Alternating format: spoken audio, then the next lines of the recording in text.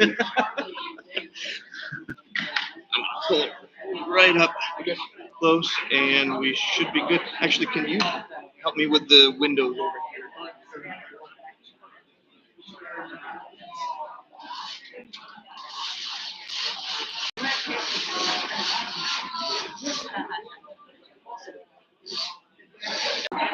Okay, hello. All right, we are live and online. Thank you, Rick, for your help. Thank you for your patience for those of you who are online. Can you hear me? Can somebody out there put in the chat, make sure that you all can hear me? Want to make sure, because we are live. Can somebody put that out there? Can you hear me? Welcome to the birding tidbits portion of Coffee with the Birds. I don't know that I've seen this room as full as it is right now. This is incredible. Thank you. Thank you. I want you in a picture to document this. You gonna allow me? All right. I'm gonna do a panorama because I can't fit it all in. Yeah, Natalie, you're in there.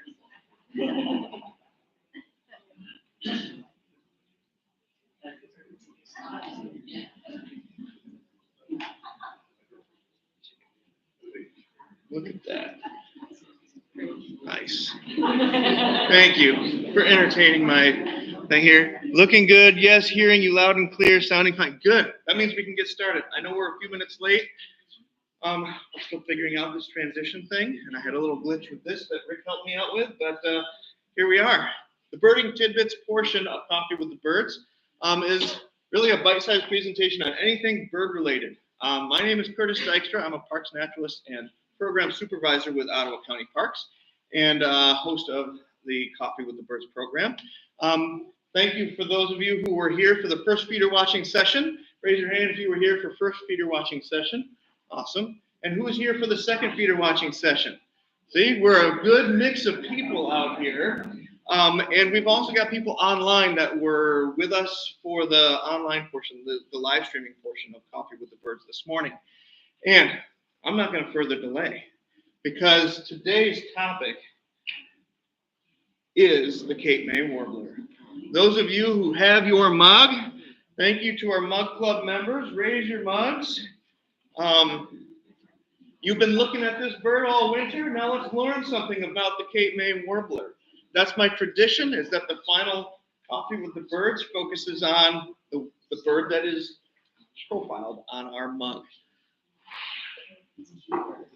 So I'll start off. Who in this room? I like people raising hands. This is interactive here. Okay? And you can tell me online too. Who in this room has seen a Cape May Warbler? Look at that. You all who didn't raise your hand have a mission this spring. Okay? Go look at it. Because this guy right here will be showing up come May, right here in Ottawa County. So let's learn a little bit about this beautiful little bird. First of all, it was the photo contest winner. Jeanne Stoddard took this picture the 14th of May at historic Ottawa Beach County Park. That's right next to Holland State Park. It's the Black Lake Boardwalk area and Mount Pisgah.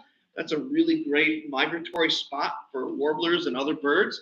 So that's a great spot for you to go check for one, to go look for one, especially that little wooded area that's right next to the marina.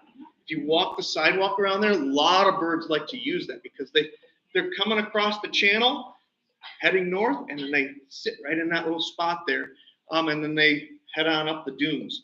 So that's where it was taken. Congratulations to Jeanne. I know she couldn't be here today, but maybe she's online. So thank you and congratulations to Jeanne. Hopefully she'll at least be watching this later if she can't be watching it right now. But this is for you and your photo here, Jeanne. And of course, it was on our mugs this year. So I like to start out with the name. Have you ever stopped to think about why a bird is named a Cape May Warbler? Has anybody been to Cape May, New Jersey? Interactive, remember?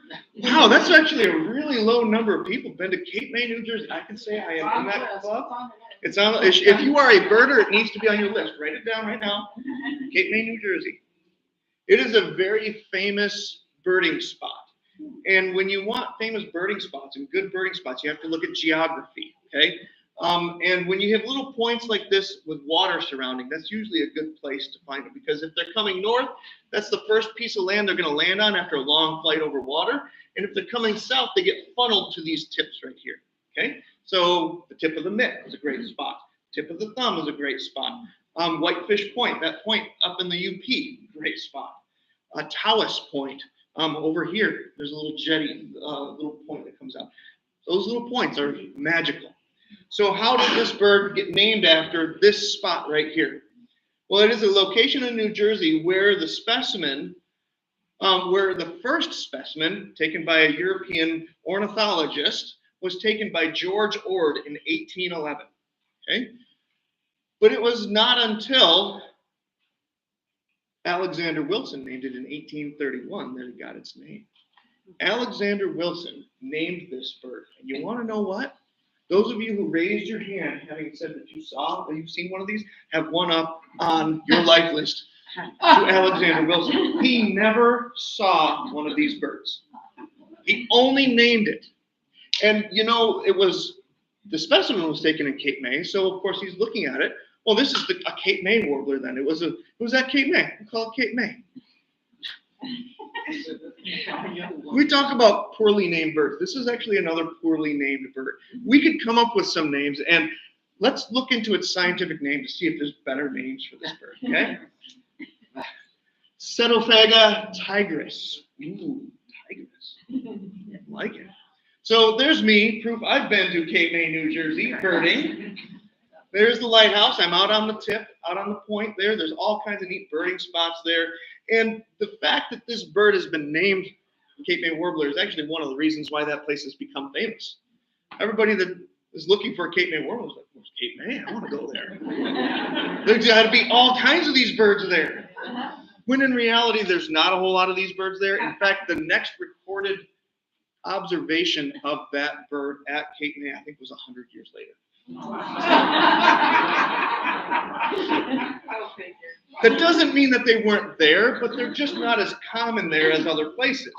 So, and of course it was 1811 to 1911, and how many birders do you have going out there now? If you go out there, I think you could find them, okay? When I was there, I should look at my checklist. Did I see a Cape May Warbler at Cape May? So the genus name is Setophaga. From ancient Greek, it means moth. So ses means moth and phagos means eating. So you put that together, moth eating. Okay, it likes insects, and that's true. It's an insectivorous bird, but there's more to its diet. We'll get to that later. So that makes sense. Do we want to call it moth-eating warbler? Yeah. It's kind of lame. Well, species name is Tigrina, and that's Latin for tiger striped. Now we're talking. From the Latin tigris, which means tiger. So, tiger striped warbler? The tiger warbler? I don't know. I think that sounds cool. Yeah. Named after the streaks on the yellow, it's a little more yellow than it is orange on the tiger, but you get the idea. Tiger striped warbler, that's cool. We could come up with a better name than Cape May Warbler, but that's the way it is.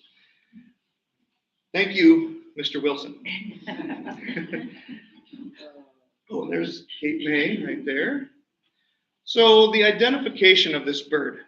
This bird is really one of a kind when it comes to the male. Just look at the chestnut cheek patch, for one. There's no other warbler that really has that mark like that. The black streaks on a bright yellow breast, and the streaks kind of go down the flanks, but you can see how the yellow runs out. They have a green back. You see the green here? We often lose looking for the green because we're just looking at the bright face, right? They've got a nice green back with dark streaks on it, smudgy streaks. And they also have a really dark, almost black crown. with a yellow collar that goes around the neck and a nice white wing patch here. And those of you who thought the yellow rump warbler could, be the only warbler that has a yellow rump, you're wrong. Cape May Warbler has a yellow rump. It's not as bright as the yellow rump warbler and not as quite as well defined, but make sure that if that's all you see of the bird, you don't just quickly identify it as a yellow rump warbler. And see, that's a nice, properly named bird, right? Yellow rump warbler, like it describes the bird. I like it. So yellow rump, a little duller than the yellow rump warbler itself. So I don't even want to change the slide. It's so pretty. This is a second picture that she took of the same bird that Jeanne Jeannie took of the same bird. Now let's get to the female. I heard that. So they don't have the brightness of the male. That's typical in the bird world, although not universal. It's typical in the bird world. They've got a gray cheek patch instead of that orange one, so they still do have the cheek patch.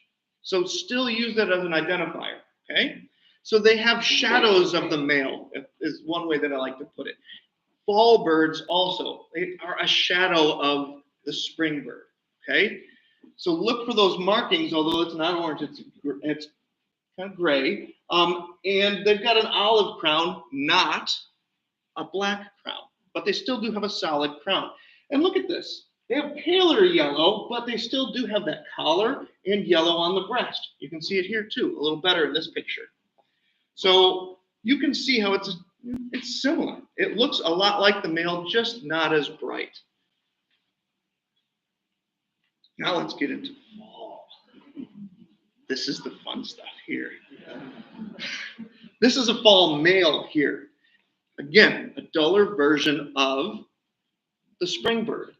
It loses its dark crown, okay, so it's got a gray cap, but it's still brighter than the female on the breast here. And it has streaking that's not quite as vibrant as the springtime. And it has a dulled cheek patch, but if you see orange there, you're doing pretty good for a Cape May Warbler, okay? I always say that the fall birding is a little more of a challenge. Okay, some of you might say a lot more of a challenge, but it's more of a challenge, but that's the fun of it. If fall birding were exactly like spring birding, then, I like something new. I like something a little different. So when we see these birds come back through, they look a little different, and they're not singing too. So it's a much more of a find when you can locate one. So now let's look at the female in the fall. It's a duller version of the spring female. Gray cheek patch again, an olive gray crown, so that really hasn't changed, and a paler yellow collar and breast, sometimes lacking yellow entirely. These birds stump birders, okay? So I'll show you a picture of this in just a moment, but the streaking on the breast is also paler and is not as crisp, and the streaking on the back is absent, okay? No streaking on the back. So take a look at this bird. That is a Cape May Warbler female/immature. And we say female/immature because the immature males of that year look much like the females. So they get lumped together and you can't tell them apart. But there's essentially no yellow. There's just a tawny patch here. I have seen actually in spring a Cape May Warbler look like this, female. So they'll throw you off. It's just this weird looking dull warbler. Far cry from the spring male. Is there another warbler that has that black eye stripe? That would be a good marker. Orange crown does, yeah. So an orange crown is another pretty dull-looking warbler. There's a little bit of the white wing patch. Mm-hmm. Not much. Yep, just a little bit of fringing there. Let's identify my song, because that's what we're going to be hearing come May. Typically, they aren't going to arrive until mid-May. They're not one of the first arrivals, but they are singing when they get here. Are you ready for just such a unique song that everybody should be able to learn this one right off the bat? Oh, wait. It's difficult to detect and differentiate from other songs. Good luck. This is not the recommended first bird song you should ever learn, okay? Those of you who have hearing aid devices, you might want to turn them up a little bit or turn the pitch down a little bit because the pitch of this is really, really high. And it's 3 to 8 thin, high-pitched notes. C, C, C, C, C, C. It's similar to the bay-breasted warbler, if you know what that sounds like. Shall we listen? Okay. I think this volume is up. Maybe not.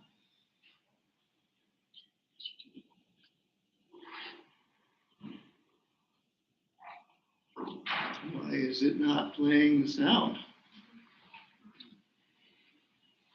Is it on mute? I think you're right. That's what happens to me. My computer was muted. This isn't muted, but my computer was muted because I didn't want to hear myself during the live stream. Thank you. Now let's do this. Oh.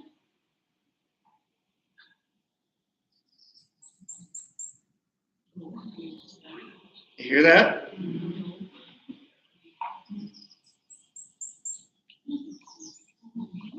I'll raise my hand when I hear it. It's so quiet.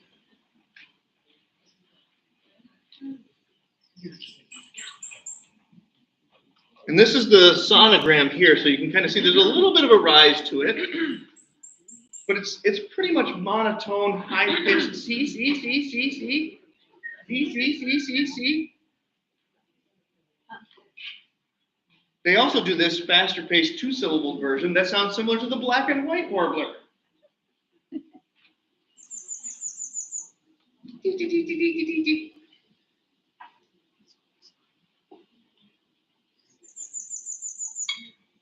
It's still a little bit more evenly pitched, and the black and white warbler is more like a wee-so, wee-so, wee-so, wee-so, and a little slower. Sounds like a squeaky wheelbarrow. So this is a fast, squeaky wheelbarrow that stays on the same pitch. For those of you who are like really into bird listening, this can be difficult to tell apart. And then just a bee song, just to be fun here, just to make things confusing. Kind of sounds like a chestnut-sided warbler to me. Pleased to meet you. It kind of drops off. Warblers are fun, I'm telling you. It's always best when you can see them like this, though. So where are they from? I already told you they're not from Cape May, right? They're from the Bahamas. Isn't that nice? They're from the Caribbean. That's where they winter. And we can think of them as tropical birds that come to visit us to nest. That's often people will actually think of them as that. They're coming up here to utilize longer days and more insects and overcrowding problems down here to raise their young up here. So isn't it nice to get visited by tropical birds? But you can see, if you're down here in the wintertime, you could look for a Cape May warbler in their wonderful wintertime drab. But when they come up through the United States, they typically come up through Florida. They're not one of the ones that you see on the Gulf Coast over here. They don't do the overflight there because they're coming up through Florida. And they typically go up the mountains here. They don't typically go up in very large numbers right up the coast. Trust me, I lived here and never saw a Cape May warbler.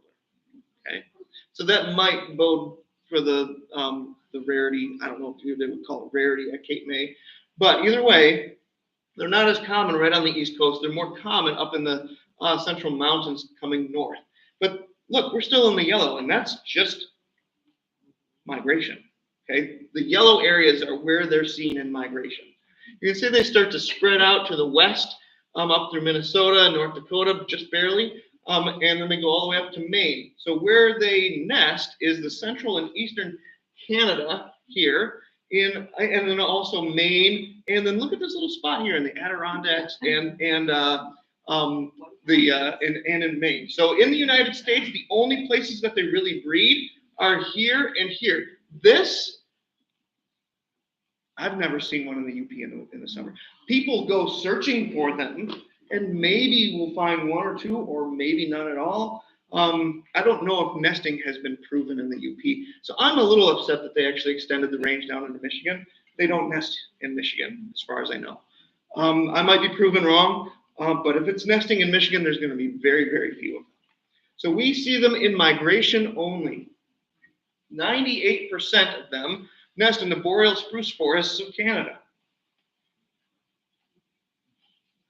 And in migration, the eastern U.S. to Florida uses various habitats during that, but nesting must be mature boreal spruce fir forests. Okay? They like taller trees, 40 to 50 feet up at least.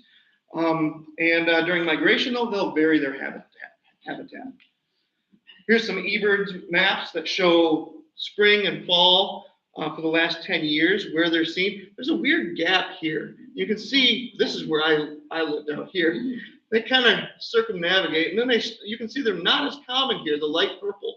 The dark purple is where you see a lot more of them. So, and there's very similar range coming south in the winter. Very few sightings over here in Texas, only over in Houston. Just a few stragglers get over there. They traverse Michigan at mid to late May, and again in September is a good time to see them. The males, the adult males will start coming through as early as August. Last year we had a huge movement of warblers in August. Not sure why, maybe it was the fires up in Canada that pushed them out earlier. So migration was earlier for the warblers last year, but typically September is the best month to look for them in their southward migration. And of course, as I said, the winter in the Caribbean islands, and they use various habitats there too, looking for insects. So they're not as picky in migration or in winter. They're picky when they get here and have to nest. So speaking of nesting, there's actually very little known about nesting with them. Their nests are really hard to find, and there's not a whole lot of research out there about them. So there's much to be learned about it, but they do make a cup nest of grass, twigs, and down, somewhat like what you see here. 40 to 50 feet high in a spruce tree. So those trees have got to be pretty tall. And if you're nesting that high and you're a birder or you're a researcher, it's a hard nest to find. Okay? Spruce tree is really thick, and who's going up into the spruce forests of Canada looking for, these birds? Like, they're pretty well hidden. One of the reasons why they're not well researched. They lay 4 to 9 eggs. Now that's an average of 6, and that is a high number for warblers. Warblers typically, 3 or 4, is probably 4 is about average. But the reason they do this is because it allows their population to expand rapidly during the expansion and contraction of the population of spruce budworms. So when the spruce budworms have a tremendous hatch in these boreal forests, they're doing really well, and they can have up to 9 eggs because they don't know what's going to happen next year. They put all their eggs in one basket, right? Pretty smart. So they are one of the warbler species that actually varies the number of eggs based on how many resources are available to it. Other warblers are not typically that tied to that. They typically only do 1 brood. Some warblers will do 2 broods. This, only 1. And the nest of the Cape May Warbler was not accurately described until the early 20th century. Okay? So it's not much more than 100 years ago that these things were actually described in nesting, and much is not known about their breeding cycle. So anybody want a research project? Go find out more about the Cape May Warbler. Their diet, invertebrates, right? Now I said moth eating. We're going to expand that to invertebrates, okay? Insects, in general. Little creepy crawlies, not even insects, but anything that creepy crawlies, spiders included. And the way they feed on these invertebrates is by probing in the foliage and then occasionally doing what this bird is doing here, hover gleaning at the treetops and outer branches. So they've got a niche. What part of the tree do you go to eat? This guy, outer branches. Other birds will be the inner branches, lower branches, higher branches.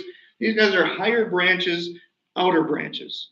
Okay, that's what helps them to get along with other species that may be occupying the same habitat. And they're a little bit hummingbird-like when they do this. Isn't that kind of neat? They do this hover gleam. Sometimes we'll see kinglets do that too. And spruce budworms, when they're on their breeding territory, are 50% of the diet. So pretty important that they're tied to that species of insect.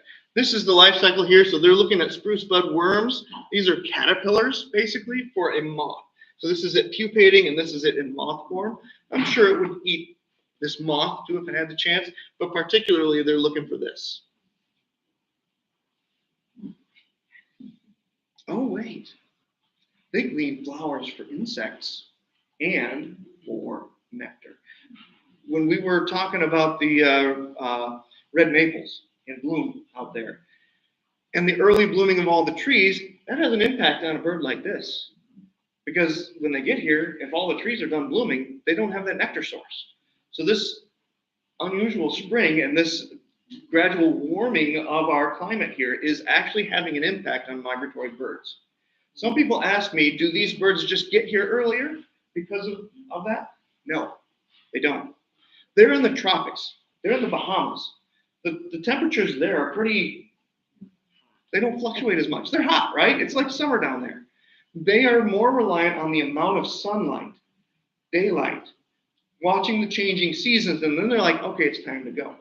So their migratory cycle is not based on our weather patterns here in the United States. If they're a neotropical migrant, and I say that in general for neotropical migrants, they'll still show up in May, no matter what. We get early sandhill cranes and red-winged blackbirds and killdeer and things. That's because they they winter in the United States, southern United States. So they're impacted by those weather patterns that are here, and they can ride those weather patterns up here. So these guys, not tied to that. So it is a big impact on them. They have a unique adaptation where their tongue is somewhat curled and somewhat tubular, okay? And it is used to collect nectar from flowers. So this guy will actually lick the nectar right out of the flower. So it's a little bit like a hummingbird. Really dependent on that for its diet, especially in migration. They'll even eat it out of sapsucker wells. Other warblers will do that too. And hummingbirds will do that too. They'll come up to the sapsucker. So sapsuckers coming through and migrating through, they'll do these little sapsucker wells as they're migrating through our area. They don't nest here, they nest just further north from us. These guys follow right on behind and can utilize those sap wells. They also, and one of my favorite pictures of the presentation, will use hummingbird feeders. In this photo, anybody hear of Laura Erickson? She's a famous bird author. She does podcasts and things. She's maybe 70, 80 years old now. And I found this picture on the internet, and she had a thing on there that said, contact her if you want to use it in photos. I got an email from Laura Erickson. And she said, yes, you can use that. So thank you to Laura Erickson for her permission to utilize these photos. And you've probably seen some of them already in the presentation. This one was what triggered it all, because I was like, I've got to have that in the presentation.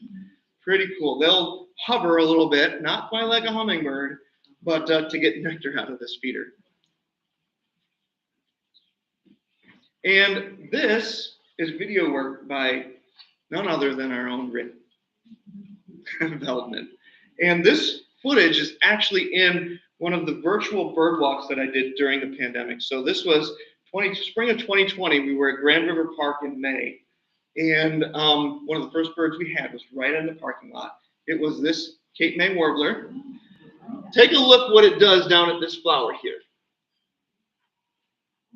Licking this nectar right out of the flower. So good job, Rick. I don't know if he's still here and can hear me, but see, proof. Grand River Park, there's Cape May Warbler. So to wrap up, and I know we're after time, I got a late start. Conservation about this species. This is my lifer Cape May Warbler right here. 2006. I lived in eastern North Carolina when I really grew as a birder, so I hadn't done Michigan spring warblering and until I moved up here. And one spring I was actually with my dad at McGee Marsh in Ohio near Sandusky, famous spot for birding. And I'll never forget seeing this guy. He posed just perfectly for me right off the first platform. He was in the willows right there, flitting around. So that was my lifer there. They've had a 70% decline in population since 1966. We have data going back to 1966 because of the breeding bird surveys that have been done each year since then. And so they're detecting this bird a lot less than they were initially. So their declines are matching a lot of our other neotropical migrants. This one in particular, 70% decline since 1966. Conservation concerns. Well, that's always going to be connected to where they live, right? And the resources they need. So the logging of mature boreal forests in Canada or fires that burn entire forests down are going to have a really big impact on this bird. I fear for what those fires may do to the population of several species, including the Cape May Warbler. But when we cut down more of our mature forests, they need mature boreal forests to nest in. They're not going to be as successful. They also eat spruce budworms, and there have been efforts, and I'm not sure what they continue to do right now, but if these trees are eventually going to be harvested, guess what they don't want? Spruce budworms.